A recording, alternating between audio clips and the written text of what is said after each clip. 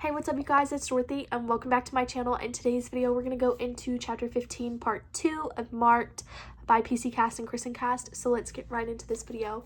This video may contain sensitive topics and foul language. If you do not wish to continue, I suggest you click off the video now. You have been warned. Besides being lit only by candlelit, there were no pews, and by the wall, the way I really dislike pews. Could they be any more uncomfortable? Actually, the only furniture in the big room was an antique wooden table situated in the center that was kind like the one in the dining hall, only there wasn't just loaded with food and wine and such. This one also held a marble statue of the goddess, arms upraised and looking a lot like the embroidered design the vamps wore. There were a huge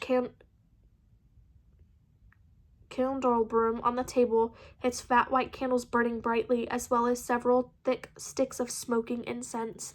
Then my eyes were caught by the open flame burning from out of a recess in the stone floor. It flickered wildly into yellow fire almost waist high. It was beautiful in a controlled danger kind of way, and it seemed to draw me forward. Thankfully, Stevie Ray waving hands snagged my attention before I could follow my impulse to approach the flame, and then I noticed, wondering how I could have failed to see this from the beginning, that there was a huge circle of people, students, as well as adult vamps, stretching around the edges of the room. Feeling nervous and awestruck at the same time, I made my feet move so I could take my place in the circle beside Stevie Ray. Finally, Damon said under his breath. Sorry we're late, I said. Leave her alone. She's nervous enough as it is, Stevie Ray told him. Sheesh. It's starting, Shawnee hissed. Four forms seemed to materialize from within the darkened corners of the room to become women who made their way to 4 spots just within the living circle. Like the directions on the compass, 2 more entered from the doorway through which I'd just come. One was a tall man. Well, scratch that. Male vampire. All of the adults were vamps. And oh my god, he was hot. Now, here was an excellent example of the stereotype of the gorgeous vamp guy up close and personal. He was over 6 feet tall and looked like he belonged on the big screen. And there is only one reason I'm taking that damn poetry elective, Shawnee whispered. I'm with you there, twin, Aaron breathed dreamily. Who is he? I asked Stevie Ray. Lauren Blake, Vam, poet Latreat. He's the first male poet Latreat in 200 years, literally, she whispered, and he's only like 20-something, and that's in real years, not just in looks. Before I could say anything else, he started to speak, and my mouth was too busy flapping open at the sound of his voice for me to do anything but listen. She walks in beauty, like the night of cloudless climes and starry skies. As he spoke, he moved slowly toward the circle, as if his voice was music. The women who had entered the room with him began to sway, and then to dance gracefully around the outside of the living circle.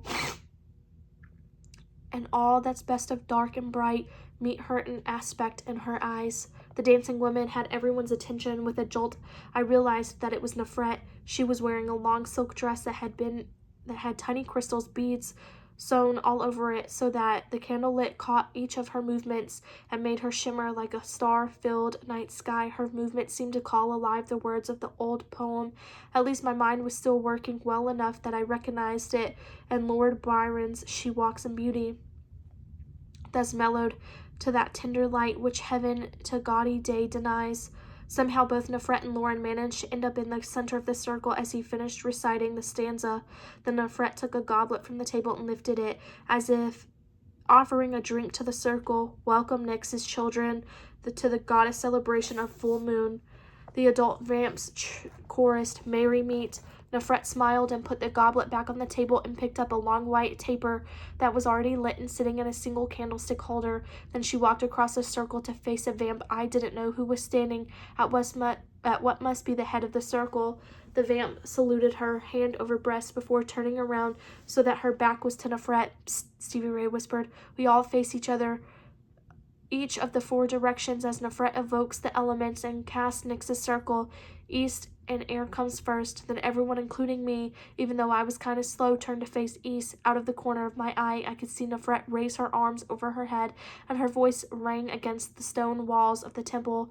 From the east, I summon air and ask you to carry this circle, the gift of knowledge, that our ritual will be filled with learning. The instant Nefret began speaking the invocation, I felt the air change. It moved around me, ruffling my hair and filling my ears with the sound of wind sighing through leaves. I looked around, expecting to see that everyone else had been caught in the mini whirlwind, but didn't notice anyone else's hair getting messed up. Weird. The vamp who was standing in the east pulled a thick yellow candle from the folds of her dress, and Nefret lit it. She lifted it into the air and placed it, flickering at her feet. Turned to the right for fire. Stevie Ray whispered again. We turned to, and Nefret continued. From the south I summon fire and ask that you light in the circle the gift of strength and will, so that our ritual will be binding and powerful. The wind that had been blowing softly against me was replaced by a sensation of heat. It wasn't exactly uncomfortable. It was more like a flush you feel when you step into a hot tub, but it was warm enough to make a light sweat break out over my body. I glanced at Stevie Ray. She had her head raised slightly, and her eyes were closed. There was no sign of sweat on her face. The intensity of the heat suddenly jumped up a notch, and I looked back at Nefret. She had lit a large red candle that Penthesilea was holding. Then, as the east-facing vamp had done, Penthesilea lifted it up, offering before placing it by her feet. This time, I didn't need Stevie Ray's nudging to turn again to my right and face west. Somehow I knew not that we needed to turn, but that the next element to be summoned would be water. From the west I summoned water and ask that you wish this circle in compassion, that the light of the full moon can be used to bestow healing to our group as well as understanding. Nefret lit the west-facing vamp's blue candle. The vamp lifted it and placed it at her feet. As the sound of waves filled my ears and the salty scent of the sea filled my nose, eagerly I completed the circle by facing north and knew I'd be embracing Earth. From the north, I summon Earth and ask that you grow within the circle the gift of manifestation, and the wishes and prayers from tonight will come to fruition. Suddenly, I could feel the softness of a grassy meadow under my feet, and I smelled hay and heard birdsong. A green candle was lit and placed at Earth's feet.